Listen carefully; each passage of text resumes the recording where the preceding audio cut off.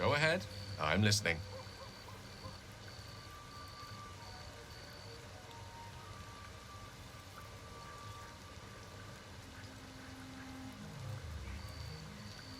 If it should ever come to that, if I ever know I am no longer able to stop it, I will do anything I can to ensure no one but me pays for my mistakes.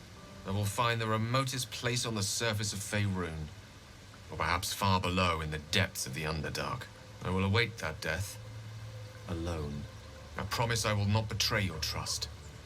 You kept me by your side despite the menace that I am. I cherish you. If worst comes to worst, I will be long gone before the curtain falls.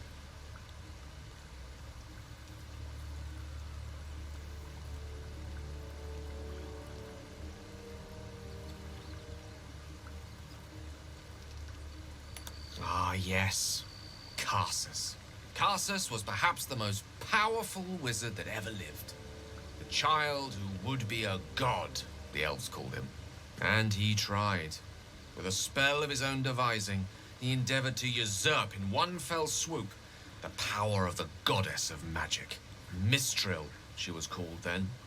Imagine what it must have felt like. To be a god. To know yourself, to be untouchable. To be mistaken. As Karsus aimed his spell at her, she began to unravel, and with her, the entire weave. Too late did he realize what he had unleashed. It would have been the end of everything had not Mistral sacrificed herself. The goddess of magic is all magic. By dying, the entire weave was lost, and the spell that challenged a god failed. It was the end of Mistral.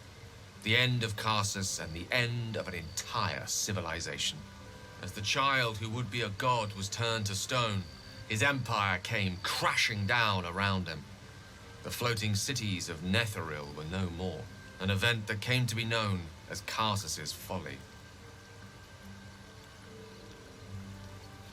For a spell, Mistral was reborn as Mistra. Upon her return, the weave returned with her. Now, so many centuries later, I try to follow in the footsteps of Karsus. Not to destroy Mistra, but to prove my love for her.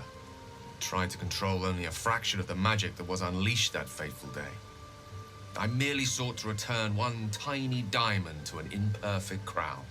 Gale's folly, one might call it. History, repetition. It's the way things go.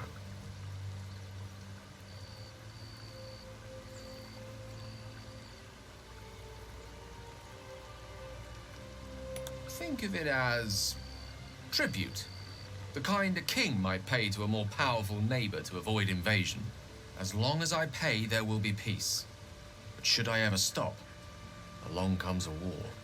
I can assure you, the battlefield would extend well beyond the borders of my body alone.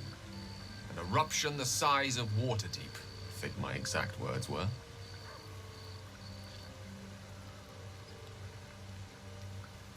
A night to remember. It was wonderful, wasn't it? Before we go on, though, do first let me apologize. To share such a night with you only to tell you of a previous lover the next morning, it wasn't the most gentlemanlike behavior. But I had to finally tell you. Silence would have been far worse behavior still. Nevertheless, I am sorry. You're quite spectacular, you know. But you first approached me about the other night. What was it you wanted to tell me? There's the magic word.